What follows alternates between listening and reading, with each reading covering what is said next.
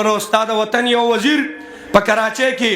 2-3 کال وړاندې ماته یاد شي پرویز رشیدی نومو ودرېده او مدارس اور مساجد جہالت کی یونیورسٹیاں ہیں چې کوم ځای کې قرآن پڑھاویږي هغه جہالت یونیورسٹی شوا او کوم ځای کې چې عزتمندو په 2021 11 نومبر د پېښور په یونیورسٹۍ د پولیټیکل ډپارټمنټ جنکۍ راووتې او لاسونو کې بینرې ونیوې او د هراسمنټ عزتمندو په الزام کې په خپلو پروفیسرانو لیکچررانو باندې الزام ولګاو وي د دې یونیورسٹۍ استادان موږ نه زموږ د عزت مطالبه کوي دا علم دی ستا د لاهور په یو یونیورسٹۍ کې